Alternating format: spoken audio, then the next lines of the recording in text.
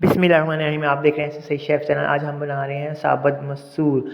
शुरू कर देना ताला का नाम लेकर आपने देगची के अंदर ऑयल डाल लेना और उसके अंदर 2 से 3 अदद टमाटर और 8-10 जवे लहसुन के और अदरक का आधा इंच का टुकड़ा और हरी मिर्चें शामिल कर देनी और भून लेना इसको अच्छी तरह से। अब इसमें आपने 1 चाय का चम्मच नमक, 1 चाय का चम्मच हल्दी, 1 चाय का चम्मच लाल मिर्च पिसी, 1 चाय का चम्मच काली कश्मीरी मिर्च पिसी हुई और 1 खाने का चम्मच चाट मसाला और आधा चाय का चम्मच काली मिर्च पिसी हुई डालकर भून लेना है।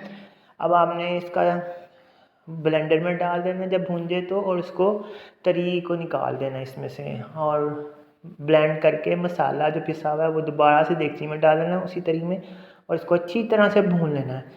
इतना भूनना है कि ये तरी छोड़ दे और मसाला भुन जाए। अब आपने इसका तरी लहदा से निकाल लेना और कुछ तरी को देगची में ही रहने देना मसाले के अंदर।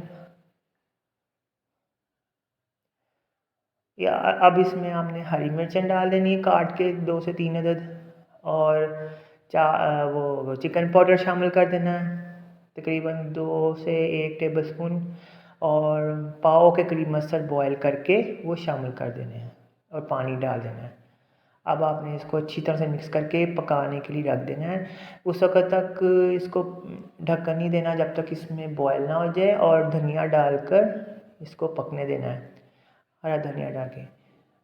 अब जब ये बॉयल हो जाए तो आपने इसको ढक्कन देकर हल्की आंच पर पकने के लिए रख देना है ताकि ये मसर और मसाला एक जान हो जाए और गाढ़े भी हो जाएं।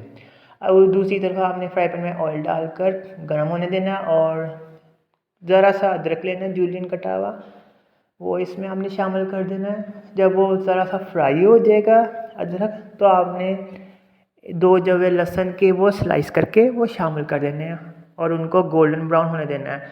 जब ये गोल्डन ब्राउन हो जाए तो आपने ये तड़का मसरों के अंदर शामिल कर देना और ऊपर ढक्कन देना है ताकि इसका टेस्ट बाहर ना निकले तड़के का। अब आपने मसरों को प्लेट में निकाल लेना और ऊपर तरी डालकर और धनिया डालकर सर्व कर देना। लीजिए मज़ेदार मसर तैयार है। अब मेरे चैनल को सब्सक्राइब करिएगा, लाइक करिएगा और फॉलो कर दीजिएगा। अल्लाह हाफ़िज़।